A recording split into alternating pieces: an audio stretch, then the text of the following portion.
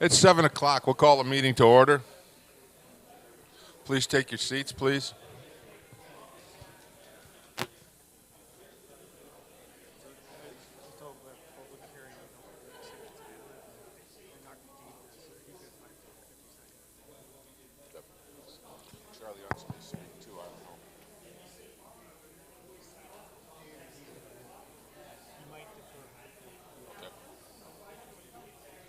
Please take your seats. It's 7 o'clock.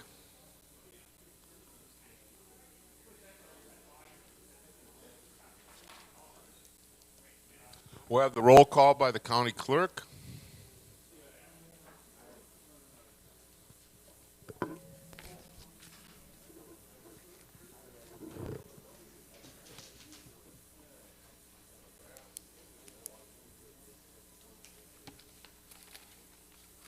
We have 29 present and 1 absent. And Mr. Backlund is excused tonight. He has a health issue in his family. Rise and would Supervisor Richardson lead us in the Pledge of Allegiance?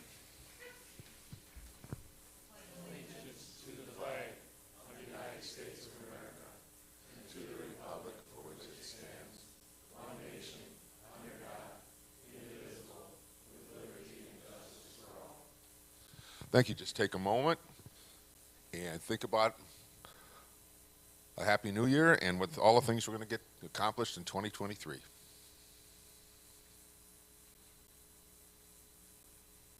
Thank you very much. Have a seat. We're in compliance with open meetings law. We are, Mr. Chair.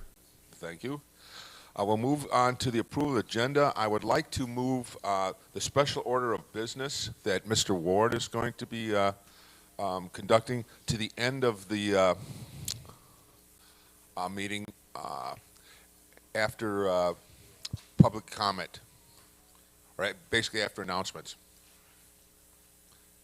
Could I have a motion to that effect? So moved by Mr. Johns, second by Mr. Herbst. Okay.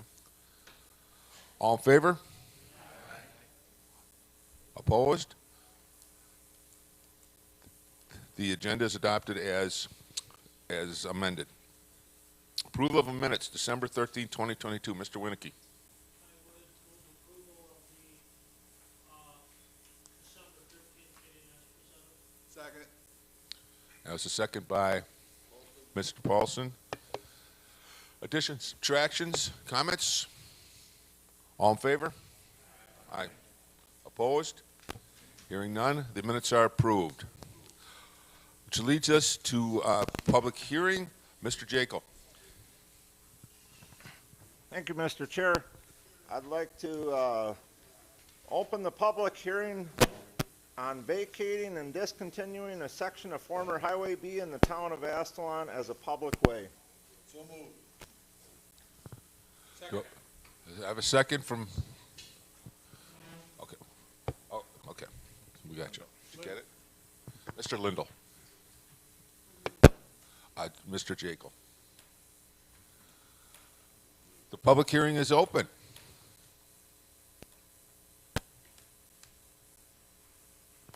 Anybody that would like to speak concerning this issue in the public hearing? Mr. Huntz? Yes. Would you like to come up and use the mic? But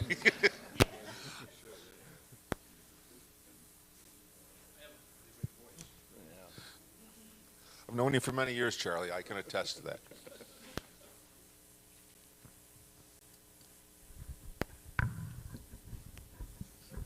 It's on.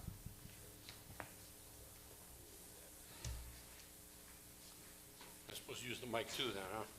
Yeah, Should we do this start first? you can sing it if you'd like. No. I am not opposed to this resolution. However, I have one problem with it. And I think we've tried to address it in the back room earlier. And if you look on the, I don't know which, Exhibit A, I guess, to look at. I have a drainage ditch down through Winter's property that ended at the old road. And I need that extended to the culvert beyond. You can see the lines drawn in there. And I think we have a proposed resolution for that, right, to be adopted? Somebody does. I don't know where it is now. Oh, you have it on your hands there. Do you want to add it now, or? When I read the resolution, I will. Okay, all right. That's all. That's my comments.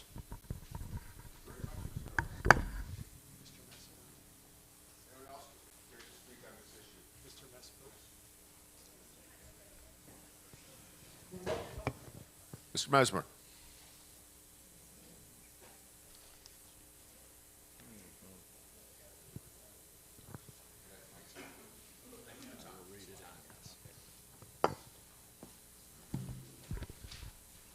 Okay, yesterday I dropped off some paperwork at the county. I hope that you guys all saw the email from Blair, which had a letter that I wrote in it, and it also had a couple of maps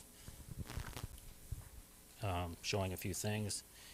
And I'd just like to, I'll read that in case somebody hasn't gotten it, and I got a few other things to add to it. In 2014, my family tried to, well, first off, I'm Dave Messmer, and we own the land adjoining the public way and the rest of this piece of right-of-way that is possibly being sold.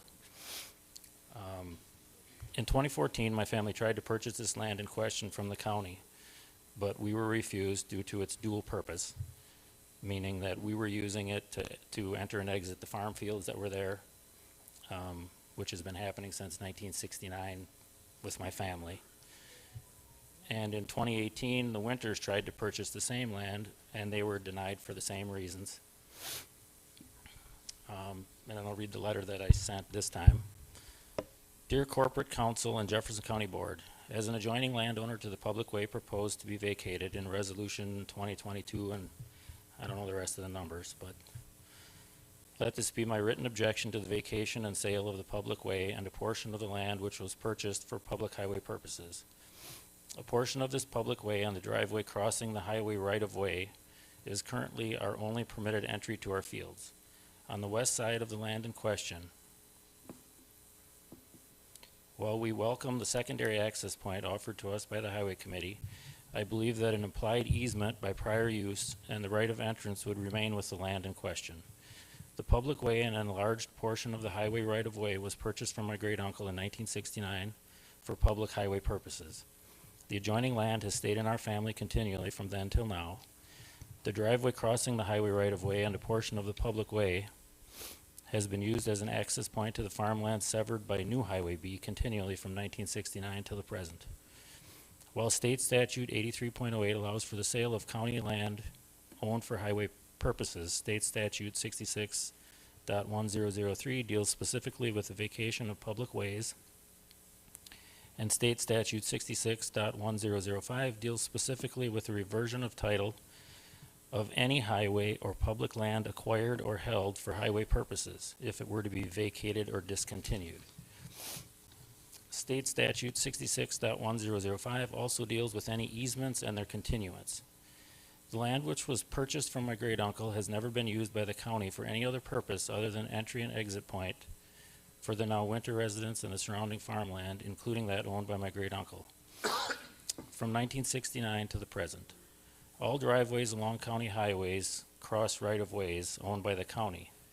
This one happens to be just a few feet longer. And then I had included a copy of the deed, which showed that the land came from my great-uncle.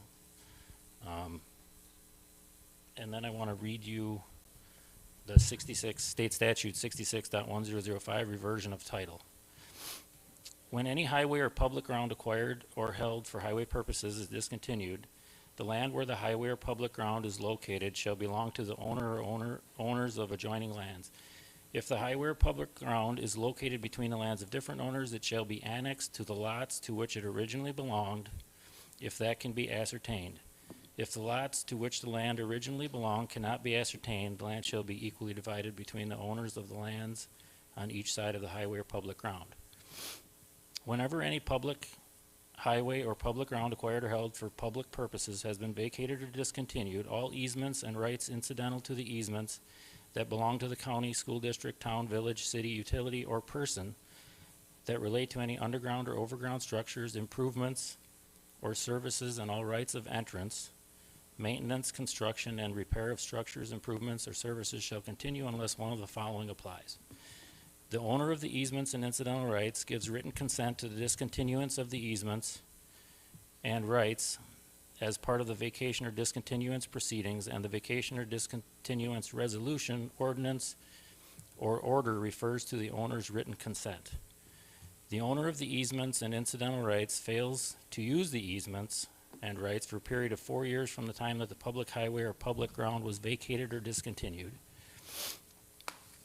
The easements and incidental rights described in paragraph A may be discontinued in vacation or discontinuance proceedings in any case where benefits or damages are to be assessed as provided in paragraph C if only one of the following applies. The interested parties fail to reach an agreement permitting discontinuance of the easements and incidental rights. The owner of the easements and incidental rights refuses to give written consent to their discontinuance. And then it also reads, damages for the discontinuance of the easements and rights described in paragraph A shall be assessed against the land benefited in the proceedings for assessment of damages or benefits upon the vacation or discontinuance of the public way or public ground. Unless the parties agree on a different amount, the amount of damages shall be the present value of the property to be removed or abandoned, plus the cost of removal less the salvage value of the removed or abandoned property. The owner of the easement and incidental rights upon application to the treasurer and upon furnishing satisfactory proof shall be entitled to any payments of or upon the assessment of damages. And any person aggrieved by the assessment of damages under the subsection may appeal the assessment in the same time and manner as is provided for appeals and assessments of damages or benefits in vacation and discontinuance proceedings in the town, village, or city. Basically, what that kind of boils down for me is that land originally came from my great uncles. In 2014, when I proposed to purchase it, that was one of the things that I had mentioned was, before I even knew of this state statute, but that land originally came from my great uncles. The land on the north side of Highway B and the land on the to the west of this property, both, that's where it came from.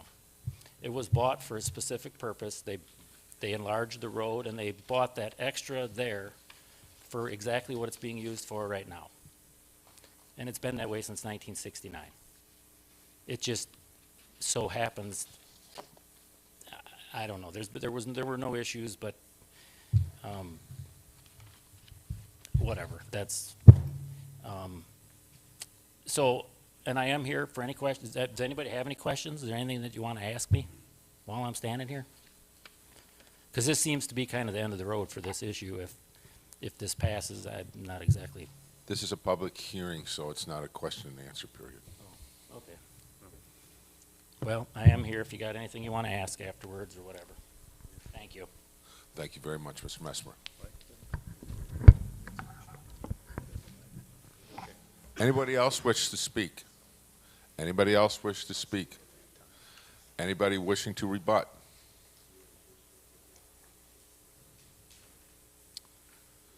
Seeing none? Do I have a motion to close the public hearing? So moved to close the public hearing. Second by Mr. Paulson, moved by Mr. Jaco. The public hearing is closed. Takes us to communications. The first thing is the notice of public hearing for planning and zoning, which is January 19th, 2023 at 7 p.m. in the highway training room. And then you will also find on the blue sheet of paper the treasurer's monthly report. Thank you. My mistake, we need to vote to end the public hearing. All in favor of ending the public hearing, say aye. Aye. Opposed? Hearing none, the hearing is closed. Anything else? All right, thank you.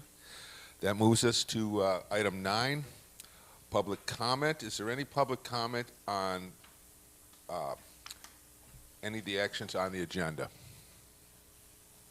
Any public comment pertaining to agenda items? Seeing none, we'll move on to Finance Committee. Mr. Jones. Thank you, Mr. Chair. Resolution number 2022-64. Thank you. Supporting an increase in county child support enforcement program funding. The Jefferson County Child Support Agency administers the Child Support Enforcement Program in Jefferson County on behalf of the state of Wisconsin. The program provides services to Jefferson County residents, which include child support and paternity establishment, enforcement of child support orders, establishment of health insurance orders for dependent children, and the enforcement and modification of these orders. State funding for county child support enforcement services has failed to keep up with the county agency costs, which have steadily increased due to the growing caseloads, inflation, and the new federal regulations. This resolution requests the state of Wisconsin increase state funding for county child support agencies by $5 million in general purpose revenue for each fiscal year of the 2023-25 Wisconsin state budget, which will generate approximately $9.7 million in additional federal matching funds each year. This investment will ensure that Wisconsin counties can continue to effectively provide economic support to Wisconsin children. The Jefferson County Finance Committee considered this resolution on January 4th, 2023, and recommended forwarding to the county board for approval. Fiscal note, this resolution has no immediate fiscal impact. If the state of Wisconsin adjusts its formula for funding child support in the 2023-25 budget, any corresponding impacts to Jefferson County budget will be considered by the Finance Committee at that time. Mr. Chair, I move for passage of this resolution. Been moved by Mr. Jones. Second by Mr. Johns. Questions? Discussion? Seeing none, all in favor? Aye. Opposed? Hearing none, the resolution passes. Takes us to item 12, resolution vacating and discontinuing a section of former Highway B in the town of Ashland as a public right-of-way. Mr. Jacob. Thank you, Mr. Chairman. Jefferson County Highway Committee has determined that due to a relocation of Highway B in the town of Ashland, a section of former Highway B, which remains designated as public way, is no longer necessary for the county's use of highway purposes and has recommended that Jefferson County vacate and discontinue this section of former Highway B as public way pursuant to Wisconsin Statute 66.1003(4). The property upon which this public way is located adjoins County Highway B in the town of Ashland and was originally purchased by Jefferson County in fee from the previous owner for purposes of constructing Highway B. This public way is described in the attached map, totaling 1.128 acres. All adjoining landowners have been provided with the notice pending county board action to consider whether or not to vacate and discontinue the public way, which is the subject of this resolution. After considering arguments of two adjoining landowners, relevant documents on October 25th, 2022, Jefferson County Highway Committee recommended forwarding this resolution to the Jefferson County Board of Supervisors to approve vacating and discontinuing that portion of the remnant parcel which remains public way. Fiscal note, pursuant to Wisconsin Statute 66.1003, Section 4, subsection C, this resolution requires a favorable vote of 2/3 of the entire membership of the Jefferson County Board of Supervisors for passage. This resolution has no fiscal impact. Mr. Chairman, I move for adoption of this resolution. Moved by Mr. Jacob, second by Mr. Paulson. Questions, discussion? Yes, I'd like to discuss this situation. Mr. Gross, Yes. I'm just a little confused why there are multiple situations like this in the county done over 50 years ago. Why didn't this right away given, that the county didn't want to maintain it? Why did they at that time give it to the town of Ashland? I mean, there's one I can think right off the top of my head. It's a road off it's in Supervisors John's district off of County Trunk B. It's a similar situation, and they gave it to the town of Concord, just west of Hillside Drive, south I-94. There's multiple other locations like that. Anybody care to answer that question? I have no idea. I can't comment on anything up in Concord. I understand it should have been handled correctly 50 years ago, but, you know, it's still a right-of-way. I see nobody here with an answer to that question, or if that was a question. Anyone Yes, it else? was a question. Okay. So, the question being exactly, why wasn't this done 50 years ago? Yes, it did in 2014, why it wasn't addressed then. You know, like I said, most of these right-of-ways, like similar to this, were dumped off on the townships. I mean, you know, there were multiple county roads that were dumped on townships too in the late 60s. I have no idea what the decision-making process was then at that time. Other questions, discussion? Supervisor Treville Heights.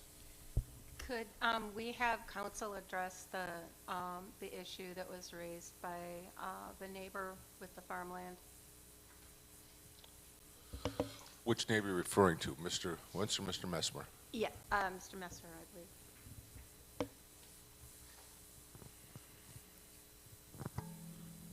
Mr. Mesmer stated some statutory authority that he believes supported his position that the property shouldn't be vacated and sold in the way that the resolutions propose that the property be vacated and sold. I talked a little bit about this in December, maybe it was November, when this question was raised. The legal authority that I'm citing in support of the county board action tonight is section 66.1003. That applies here. It's confusing unless you do the research, unless you read the case law. Section 66.1005 was accurately stated by Mr. Mesmer. It deals with property held by a county for highway purposes. And if you don't research what holding property for highway purposes means, common sense understanding would be you have the property and you're going to put a highway on it. But if you look at the case law, property conveyed by a private owner to a county, for example, to build a road, can state right in the deed from Mr. and Mrs. Milkey, in this case to Jefferson County, for highway purposes, conveying it. Okay, what does that mean? Well, if you look at the case law, it means that once that property conveyed is no longer used for highway purposes, and it goes back to the former owners. The courts have been clear on that. The courts have looked at deeds very closely to determine what the intent was when conveying the property. Now, when Mr. and Mrs. Milkey conveyed the property to Jefferson County in 1969, the first thing I looked at was the deed, and the language that I saw was conveyed to the county in fee, and that's a legal term. It means complete ownership of all rights. There is no reversionary clause in the deed. There is no reference to Jefferson County holding the property for highway purposes only. There wasn't any reference to a right-of-way of Jefferson County to build a highway. It was conveyed completely to Jefferson County, just as if most of us would buy our houses. It's conveyed to us, maybe with a mortgage, but it's our house. The previous owner doesn't have any rights to that house. And there's no difference in this case with Jefferson County. Years ago, it was difficult for a county to own property outright. There was a state law that pretty much made it automatic. When the county didn't need it anymore for highway purposes, it went back to the former owner. The law changed over the years. And in this case, the law is clear that Jefferson County owns it outright, and it can do with the property what it wants to do with the property. There's no right to reversion for Mr. Mesmer, as he was citing in 66.1005. Does that answer your question? Mr. Lund, you had your hand up. Okay. Mr. Gulick. Thank you for the description of the legislation related to this. My question is does the legislation or the rules relating to reversion, do those post-date the conveyance of this property to the county in 1969? No, we're going back to the early 1900s, so no, the answer is the answer to your question. Mr. Kennard. I guess my question is to any easement rights that Mr. Mesmer may be entitled to, so continued use of that access to get to his farm field. There are no easement rights. The section that Mr. Mesmer cited, 66.1005, has two subsections, subsection 1 and subsection 2. So whatever he read from 66.1005 fell under one of those two subsections, and each of those subsections starts with the language, when any highway or public ground acquired or held for highway purposes. Well, my opinion is that this property was not held for highway purposes as defined in Wisconsin law, because it was held in fee by Jefferson County. So my opinion is everything that Mr. Mesmer cited under 66.105 does not apply. Thank you. Other questions, discussion? Supervisor Dribble Heights. And can somebody address, there was a mention that, that the drainage area there might be an issue. Is that something that should come up in this discussion prior to a vote?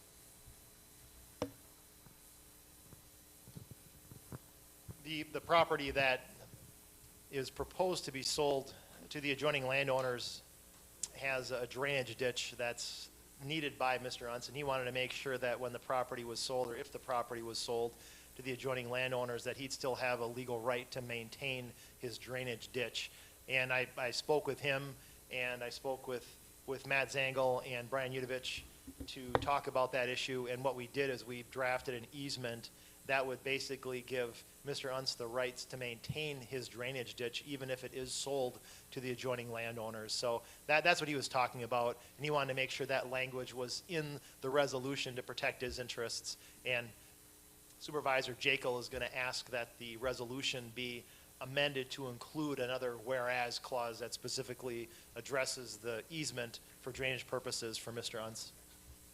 Yeah, that would be the next resolution. Any other questions? Discussion?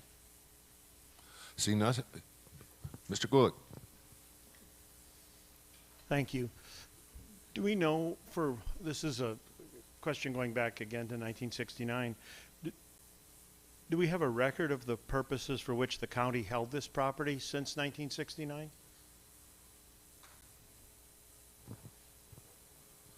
I'm not aware. Mr. Udovich, do you know? No. I see.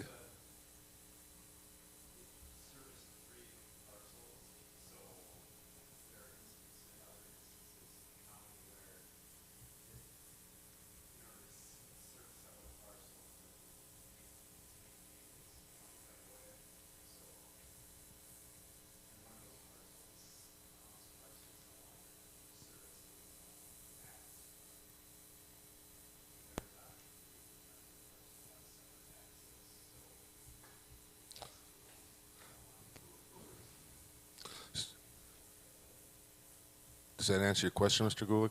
Thank you. Yes. Because you can hear him better than we can. You're in the back row there. All right. Any other questions, discussions? Mr. Smith? Instead of having one access, are we creating three accesses? And as far as things like mud on the road and that sort of thing, are we going to be just kind of making a bigger mess there? Because if they're using one driveway, it looks like a lot of the mud would be gone.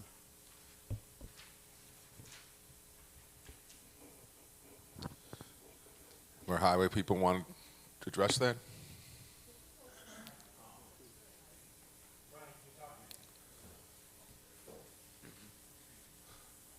This mic is live. This mic is live. in terms of dirt or soil on the road, that is an issue we've had to contend with. I know there also is land on the north side of the road that is being used that when ag traffic, goes into those fields, brings it on. So that's an issue even on the north side of the road, which isn't part of the discussion tonight. Un's property does have their own access right now. They do have, it's an aggregate access. I mean, when Mr. Unz came to us about a year ago and applied for a permit to have his own access on his parcel, when a landowner comes to us for that access, I mean, it would need the driveway surface would need to be some hard surface. Typically for an ag access, I mean, somebody's not going to pave it in asphalt or concrete, so it would be aggregate in nature. When you have that aggregate surface, it does at least help scrape off the debris or the soil from the tires before it enters the highway. I mean, it might not entirely do the job, but if an access is proposed for the Mesmer parcel, a similar nature, fashion of driveway or approach would also be accommodated. Thank you. Why don't you just stay up in case there's any more questions? Any more questions? Any further questions? Discussion? Seeing none, this will take a 2/3 roll call vote. Thank you very much, Brian.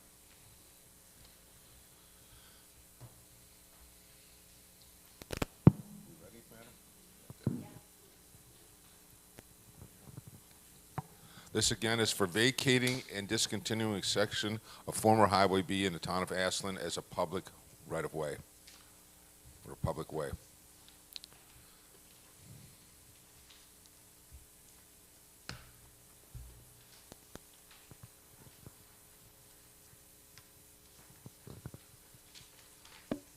Supervisor Paulson?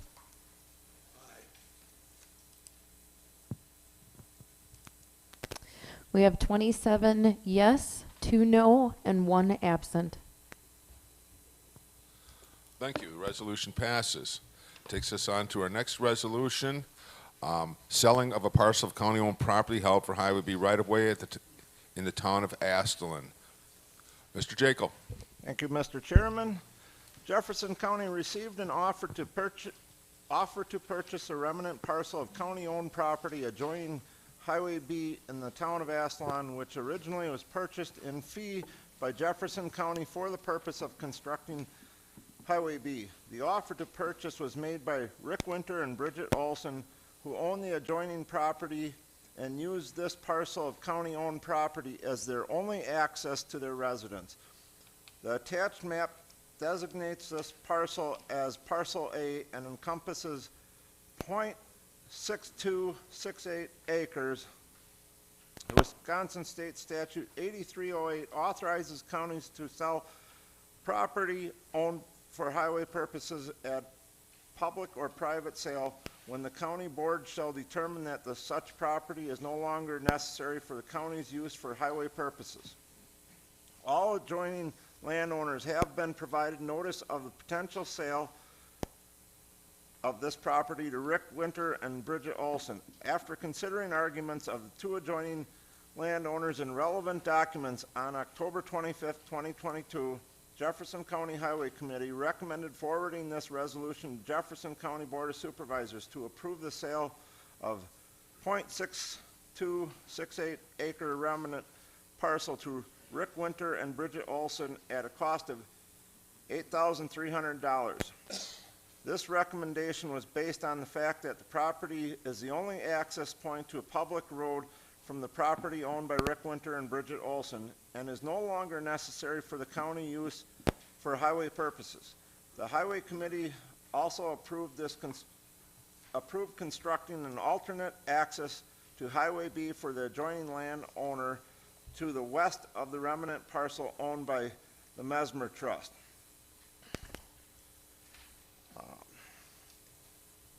Now therefore be it resolved that Jefferson County Clerk is authorized to execute a quick claim deed conveying title to the .6268 remnant parcel of real property which is described herein to Rick Winter and Bridget Olson upon receipt and payment of the amount of $8,300, and the funds derived from such sale shall be deposited in the county highway fund, and expense incurred in connection with the sale shall be paid from that fund. I would also like to amend it by, be it further resolved that an easement shall be granted to CNS Unst Trust from Jefferson County prior to the sale for drainage purposes with the same terms and conditions as the drainage easement on the adjoining property currently owned by Rick Winter and Bridget Olson, with said easement drafted by the Jefferson County Corporation Council and executed by Jefferson County Clerk. Fiscal note, the proceeds from the sale of remnant parcels shall be deposited in the capital projects fund for future capital needs as determined by the Finance Committee. No budget adjustment is necessary at this time. I move for passage of this resolution. There's a move to pass this resolution, and second by Mr. Jekyll, second by Mr. Paulson, as amended. Questions? Mr. Brogler. In the resolution we just passed, it's 1.128 acres, and in this one it's 0.6. So where is that missing 0.5 acres? Who now has jurisdiction over that? Staff decided that it would be best to vacate all of the property in that area as being a public way, and only a portion of that is being sold to the adjoining landowners. The idea was that if at some point the county wanted to sell that land, then the county could do so without having to come back to the county board seeking to vacate additional right-of-way. So that's why it's a much larger portion.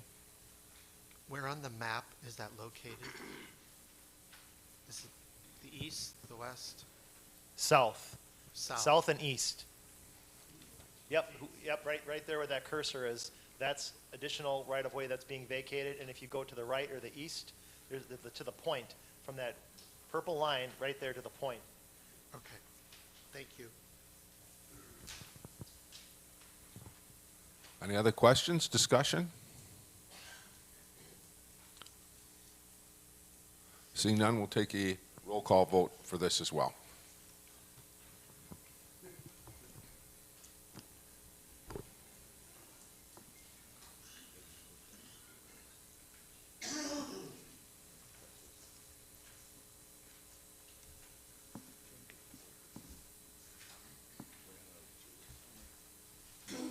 What's the purpose in the county hanging on to that property for? For landing drones, or what's the purpose?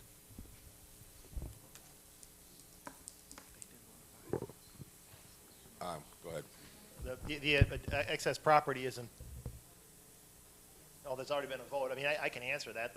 There was an offer to purchase, and that's what we're selling, that portion of the property which was the subject of the offer to purchase. So whether the county holds onto it in the future, that's to be determined. It's up to the highway committee and the county board. Supervisor Johns? Yes. Yeah. Supervisor Paulson? Yes. Okay, we have 27 yes, 2 no, and 1 absent. Thank you very much, Madam Clerk. Takes us to item 13, Parks Committee. Ordinance amending the Jefferson County Parks Ordinance to expand winter hours for Dorothy Carnes, County Park East, and Korth Park. Mr. Christensen. Thank you, Mr. Chairman. I have ordinance number 2022-17. That's a slight change from your text. The Jefferson County Parks Ordinance requires that all county parks shall be closed to the public from 1/2 hour after sunset until 1/2 hour before sunrise.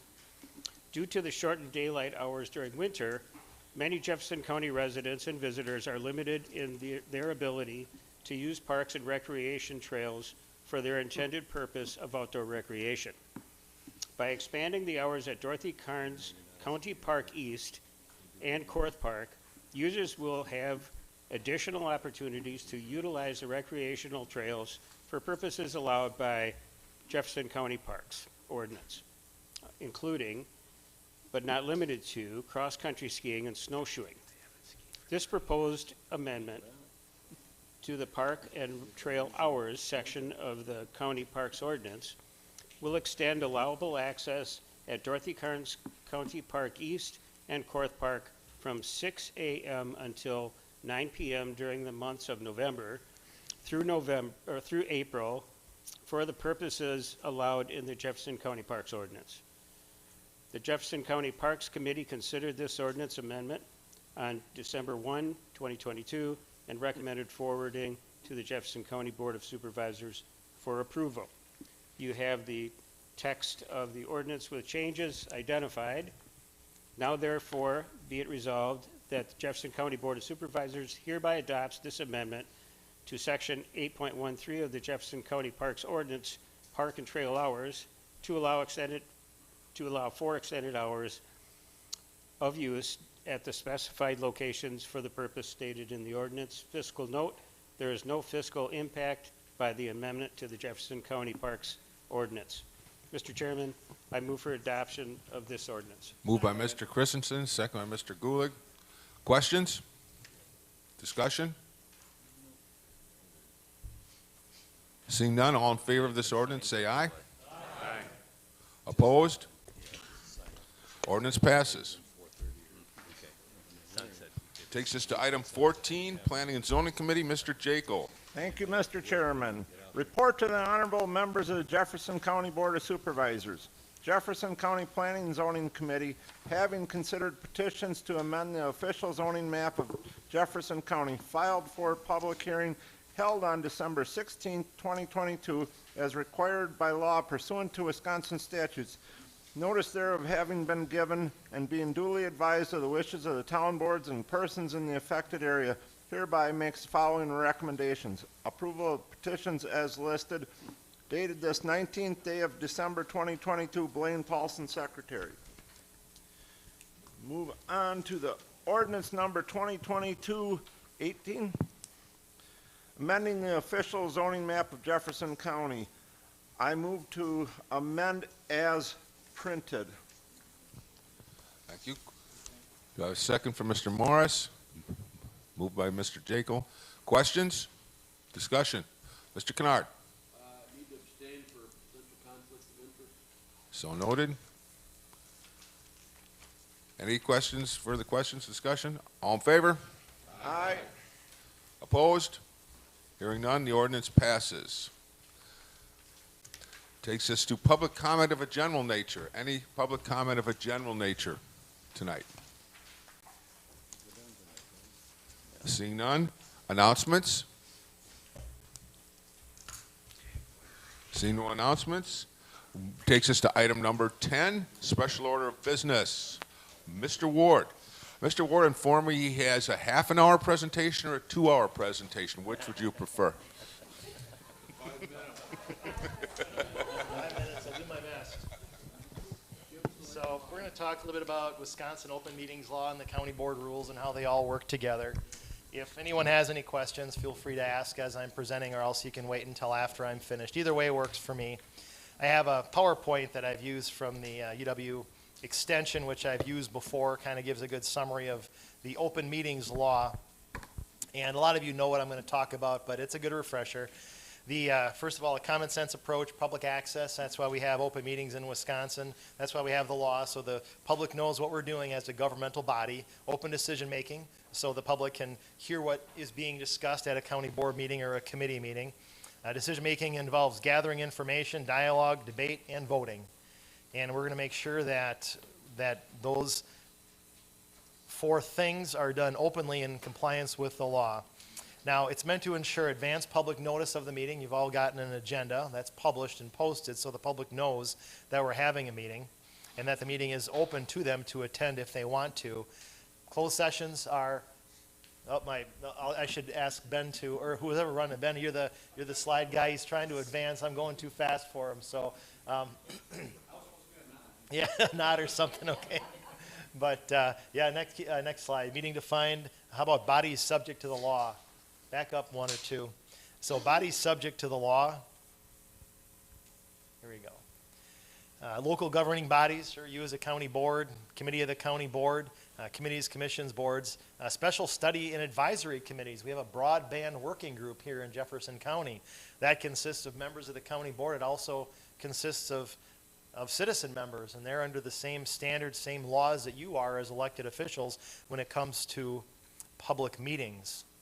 Meeting defined, there's a test. Meeting, a gathering of members of a governmental body for the purpose of exercising responsibilities for doing what you do as an elected official. When a purpose test and numbers test are met. The two tests. There you go, the two tests. Enough members of the body to determine the outcome of an action. Now, I think all of you know a quorum. If you have a 5-member committee, what's a quorum? That's 3 members. If you have a 30-member county board, what is a quorum? 16. If everyone shows, but it's a majority of those who show up. It can get kind of confusing. What if you have a 6-member committee? How many members have to vote in favor of a motion in order for that motion to pass? If you have 6 members on a committee, 4, you have to have a majority. What if 3 of those 6 members meet ahead of the committee meeting and decide that they're not going to vote on something that's scheduled before that committee? Even though 3 people can't vote or decide that certain action will be passed or taken, those 3 members can decide, well, we're all going to vote no. And then what happens when the 6-member committee gets together?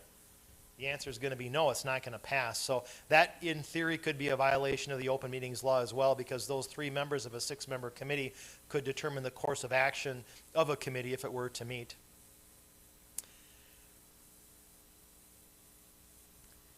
Okay, so numbers test, by statute, 1/2 of the members, I talked about that.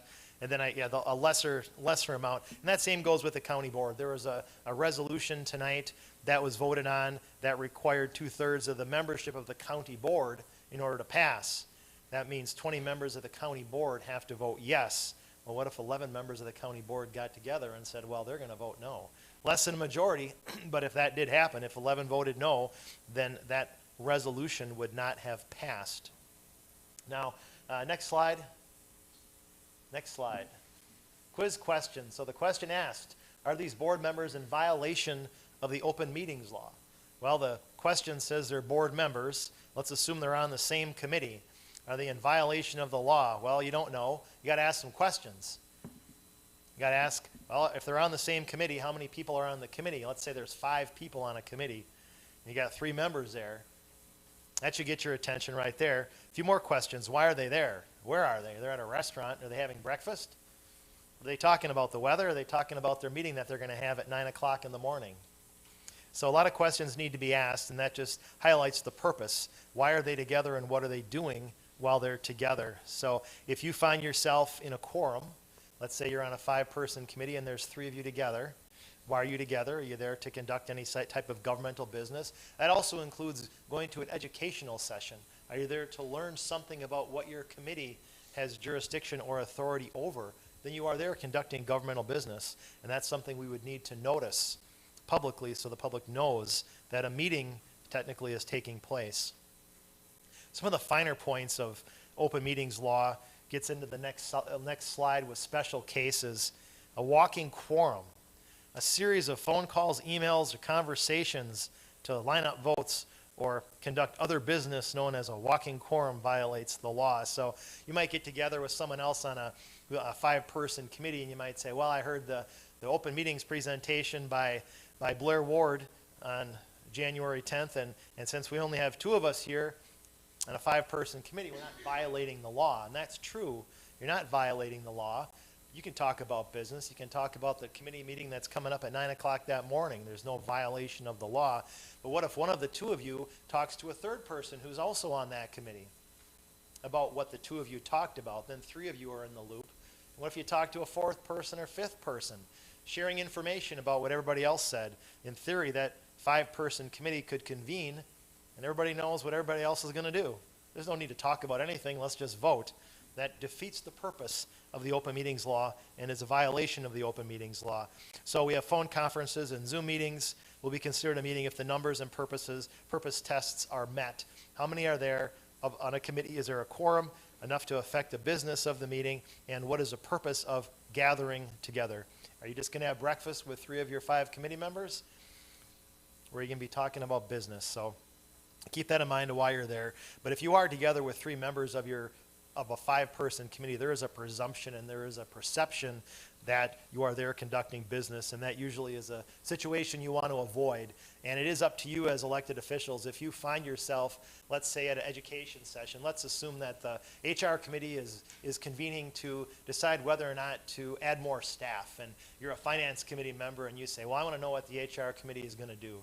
So you show up at the finance committee, you show up at the HR committee, and you're a member of the finance committee. Then you see another person who's also on the finance committee at the HR committee, and then you see a third person who's on the finance committee observing the HR committee because they want to know what's going on.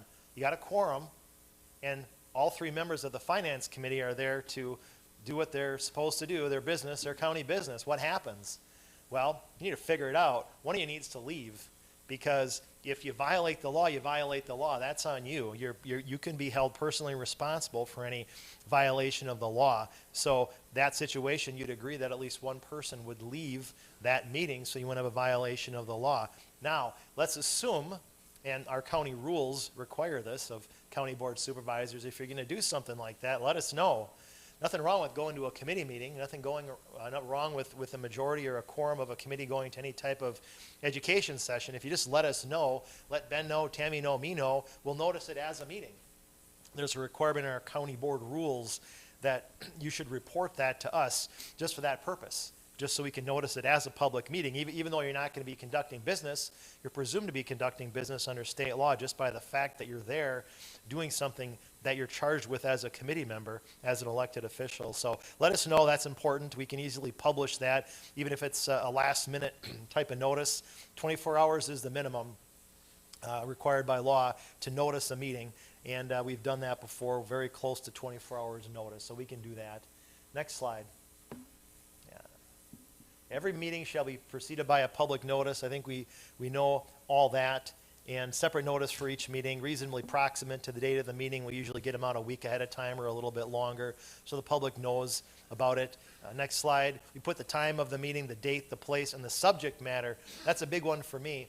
Whenever I see an agenda, I get all the agendas for approval. Tammy sends them to me to take a look at before they're published and sent to you. And oftentimes I'll make some changes for the subject matter on the agenda.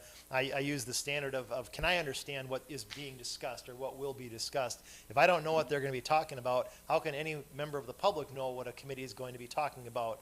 I see a lot of acronyms. I spell out acronyms unless it's a very common acronym, and I'll also change language just to make sure it's clear. Sometimes agendas are written as if the only people reading the agendas are the committee members or staff, and they don't think that they are designed to be understood by the public, so the public can attend if they are interested in doing so.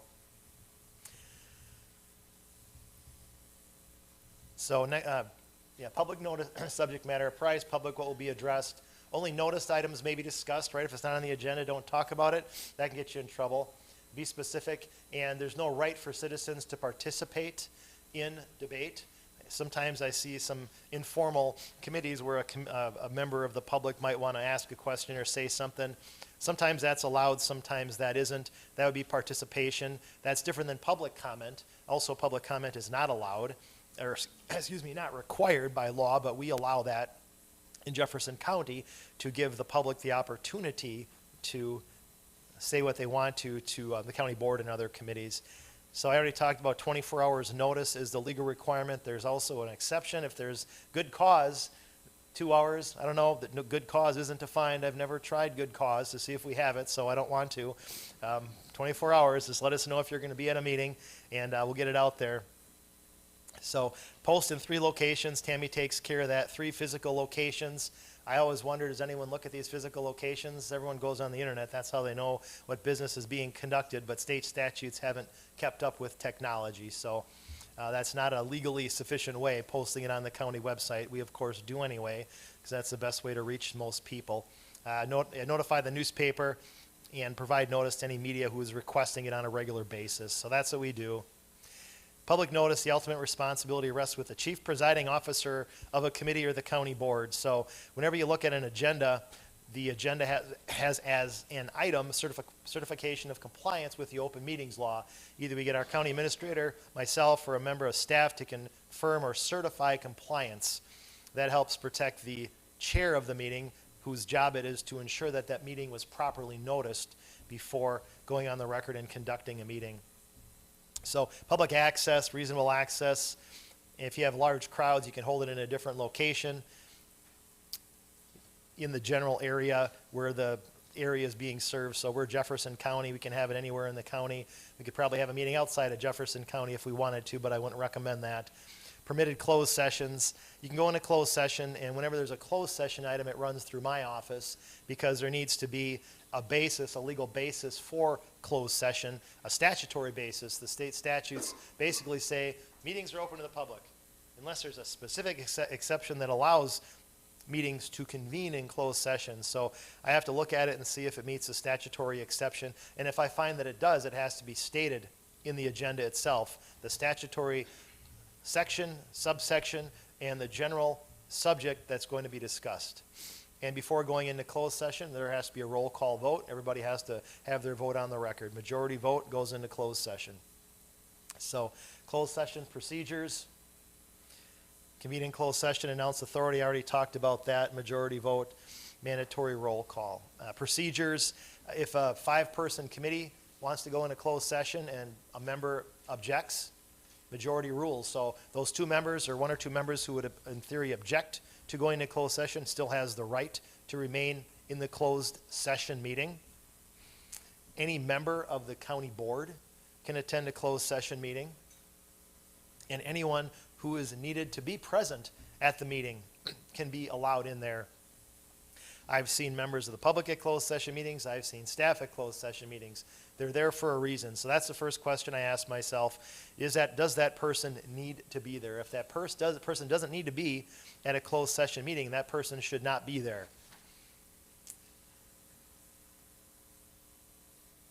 So voting in open session, I often get the question, well, they talked about something in closed session. What do they do now? What do they do when they're ready to vote? Do they vote in closed session or do they vote in open session? I ask, well, if you voted in open session, would that defeat the purpose of convening in closed session? Sometimes usually votes are done in open session with a very general reference to what was discussed in closed session, so as not to give away any type of information, such as if you're considering selling a parcel of property, buying a parcel of property, something along those lines. You don't want to give away what you'd sell it for. What's the lowest price the county would sell the property for? What's the highest price the county would pay for it? You can't have the information out publicly.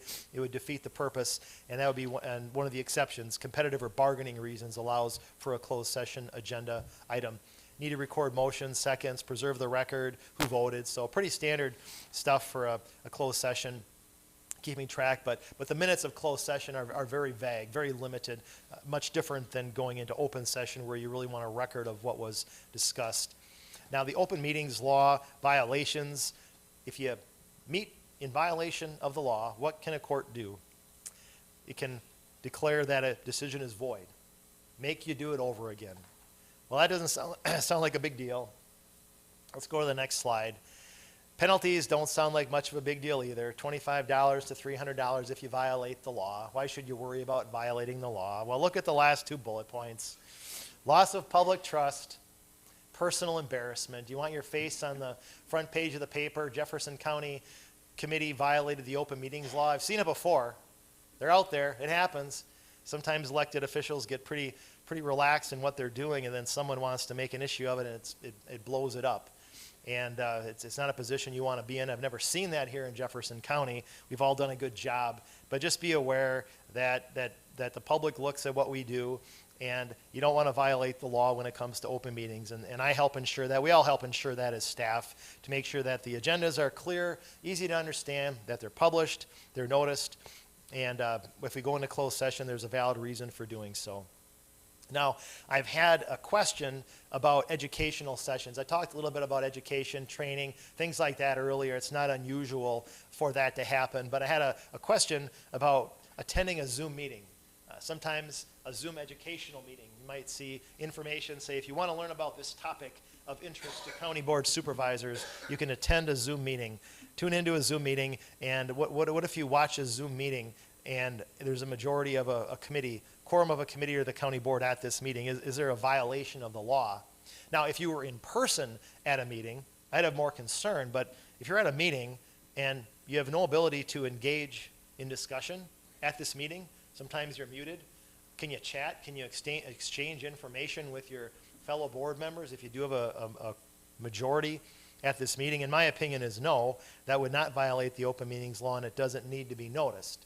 So that's something unique. We didn't operate like that a few years ago, but now I'm seeing a lot of that. I analogize that to a quorum of a committee watching a TV show relevant to county business in their living room on a Tuesday night. You don't need to notice that. You're just watching a TV program. I see no difference with a Zoom educational session unless there truly is the ability to engage in discussion and interact. So that concludes my open meetings presentation. I'm open to any questions if there are any. Questions for Mr. Ward? Questions for Mr. Ward? I have one question that's always bugged me.